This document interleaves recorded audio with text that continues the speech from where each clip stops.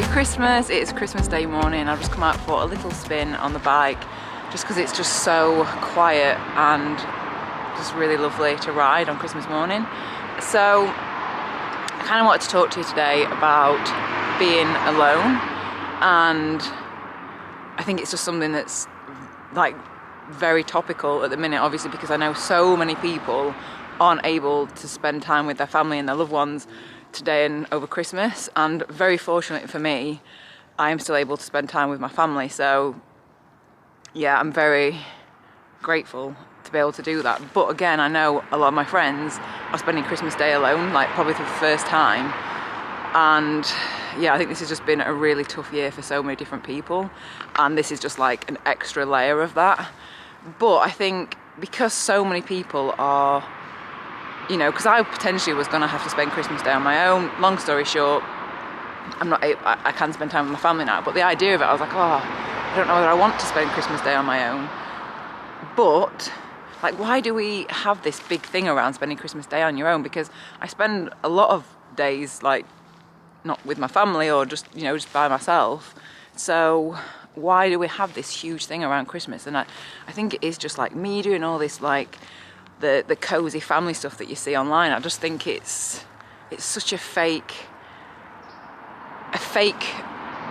idea of what reality is for a lot of people. And I think it's so important as well, especially because of the year we've had, to talk about people's mental health, because people feeling like they're alone is a huge thing. I don't know what the solution is, but I just wanted to come on and just say hello, and I hope you're having a good Christmas, whether you're alone or whether you're with family. Because this is the thing as well, is that I don't know whether you've noticed it, but at Christmas everyone is just generally a lot nicer. Everyone says hello. Like I've ridden this morning, everyone's like, good morning, Merry Christmas. But why do we not do that all year? Why does it have to take Christmas Day, this thing of once a year, to be nice to people? And I always try and be nice and be kind, but why does it have to take some people Christmas to be able to do that? Because the thing is, you don't know how much that small little hello, or that small like smile, or like kind gesture of anything is going to mean to someone. So I guess the message is just try and be kinder to people, because you don't know what people are going through. And yeah.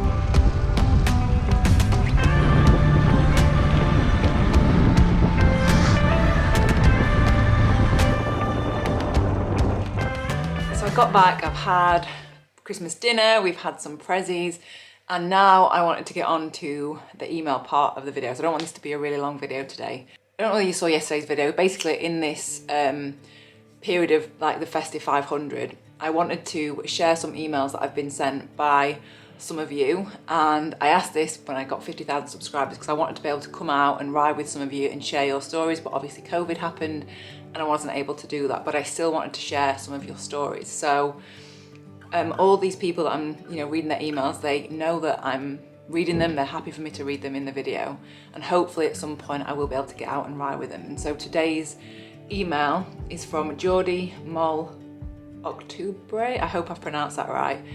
I should start off by saying though that this covers topics around suicide, so if that's something that is triggering to you, then please don't watch the rest of the video. But yeah, this is the email. Hi Katie, I want to tell you something that few people know. I'm 31 years old, I live in Mallorca, and currently I ride my bike every day. I've been riding my bicycle since I was 11. In 2015, a very dark episode happened in my life. I wanted to commit suicide. It was not an idea, it was a reality. I took the car and wanted to leave this world. That simple. It was a bunch of bad coincidences, allergies, depressions, panic attacks, indifference on the parts of others. I was completely alone, lying on the bed, unable to get up, constantly dizzy. It can be said that that was the only way out. Luckily, it went wrong. Sessions, therapies, and medications were happening until I could lead a normal life. Getting out of that big and deep well, where it is still a taboo to talk about, is not easy. You wonder what cycling looks like in all of this. Little by little, I've been changing the medication for miles. It can be said that the radio, specifically a night programme called El Faro, the drawings, the texts I write, and the bicycle have taken me out of all of that shit. There's still much to do, but we are stronger than before. The road is not easy. I know we will come to fruition. Each of us has something interesting to tell in this noisy world, where everything is superficial sometimes, and it is worth stopping to listen. Learn from others. Every life deserves to be heard. I love you from the bottom of my heart, and you inspire me a lot. Geordie.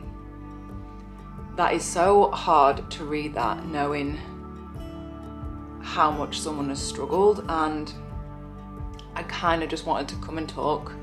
I guess it's within, the theme of, feeling alone today, and I think so many people do feel alone, and we should talk about it more, especially for men.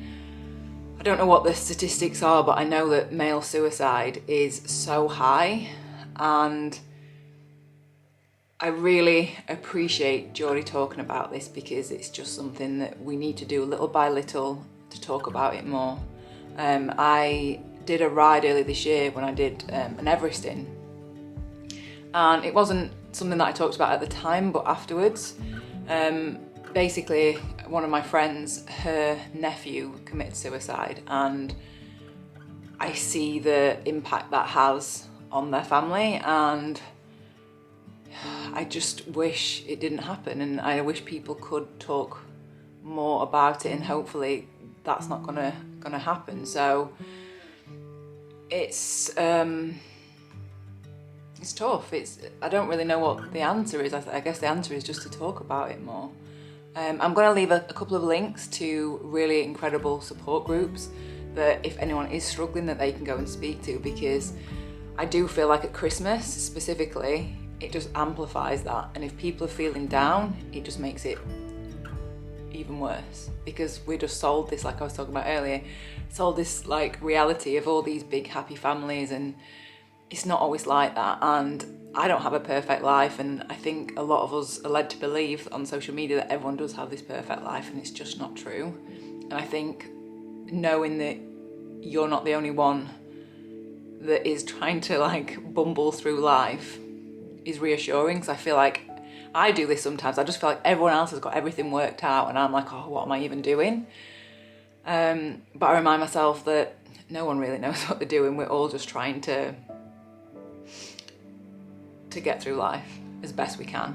And yeah, so I will see you tomorrow for another video. I hope that video has helped, and thanks again to Geordie for sharing his experience, and I'm so glad that you are able to enjoy the bike and it's helping you.